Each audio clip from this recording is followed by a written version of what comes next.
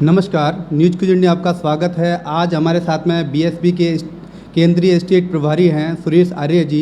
उनसे हम जानते हैं कि पार्टी की गतिविधियां किस तरीके की चल रही हैं, क्योंकि चुनाव राजस्थान में होने हैं, अभी 6 महीने बाकी हैं। कर्नाटक का चुनाव वोटिंग हो चुका है, वहाँ के भी जो रुझान हैं वो आ चुके हैं कि किस तरीके के हैं, कि क्या तरीके वोटिंग हुई। अब यहाँ पे भी जानते हैं, क्योंकि पिछले कई दिनों से पार्टियों में बड़ी उठाक पटक भी हो रही है और पार्टियां अपना मीटिंग भी कर रही हैं। तो हम जानते हैं कि अब तैयारी किस तरीके की बीएसपी कर रही है।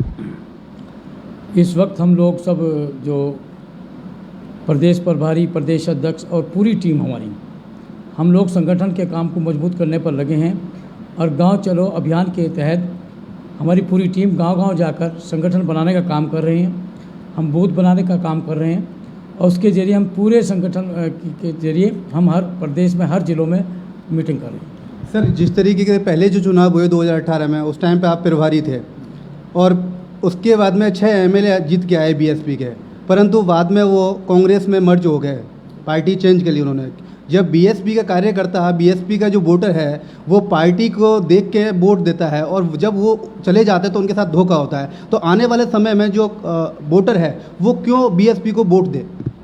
देखो, पिछली बार हम उन लोगों को, जिनको 6 लोगों को लेकर आए थे, वो पार्टी को धोखा देकर चले गए। वो हमेशा ऐसा नहीं होगा। अभी आपका जो प्लान है वो आदरणीय बहन कुमारी मायावती जी के आदेश अनुसार वो प्लान हम अभी डिस्क्लोज नहीं कर सकते।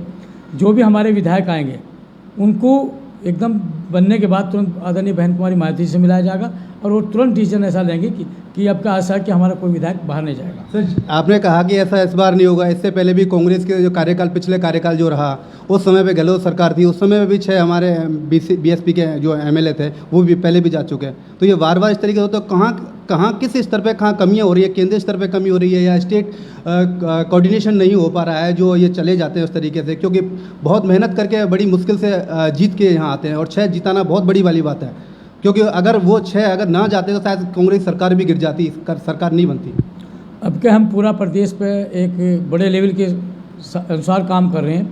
अब हमने अपने पूरे प्रदेश को भी 2 भागों में बांटा हुआ, जिसमें एक तरफ मैं देखता हूँ और एक तरफ में आदरणीय भगवान सिंह बाबा जो प्रदेश अध्यक्ष हैं, और पूरी टीम सक्रिय है। जो हमारे बीच में हमारे उपाध्यक्ष बैठे हैं माननीय सीताराम शिला जी, और हमारे साथ में प्रभारी बैठे हैं श्री प्रेम पारूवाल जी, और पूरी टीम और भी प्रभारी हैं।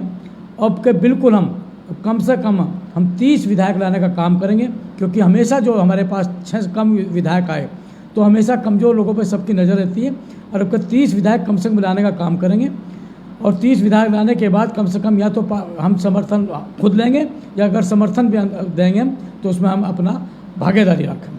परंतु जिस तरीके से पार्टी गतिविधियाँ, केंद्रीय गतिविधियाँ जो होती हैं, जो राष्ट्रीय अध्यक्ष जो हैं बहन कुमारी मायावती जी, वो भी बहुत ज़्यादा यहाँ दौरा नहीं होते। जब चुनाव होता है उस समय पे 1 आध दौरे होते हैं, बाकी की जब राष्ट्रीय अध्यक्षों की और पार्टी की बात करें, चाहे बीजेपी की बात करें, कांग्रेस की बात करें, बहुत ज़्यादा गतिविधियाँ होती हैं और पार्टियाँ। अभी आपने 2-3 दिन पहले देखा होगा, 7 तारीख को आदरणीय बहन कुमारी मायावती जी हमारे हैदराबाद में, तेलंगाना में, वहाँ पर आपने भीड़ देखी होगी, लगभग 4 लाख लोगों की भीड़ थी।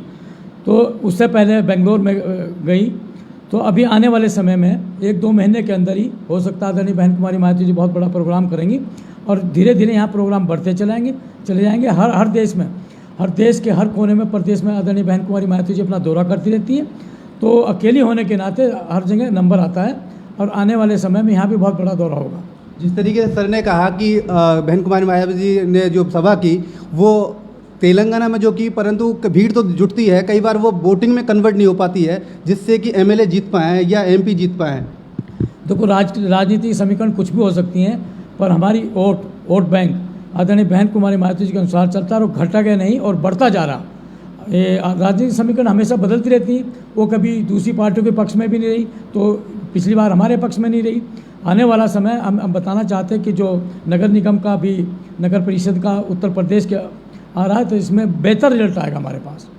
पर जिस तरीके नई पार्टियां बनी, जैसे एएसपी बनी, आज़ाद समाजवादी पार्टी बनी, और भी पार्टियां बन रही हैं, तो क्या उससे वोट बैंक पे कुछ असर पड़ेगा बीएसपी के पे? देखो, मैं एक बताना चाहता हूँ, मैं इसमें नाम नहीं खोना चाहता, मैं भी डिस्ट्रिक्ट सहारनपुर का रहने वाला हूँ। अगर इतनी बात है तो वहाँ पर वो लोग क्यों मीटिंग नहीं करते?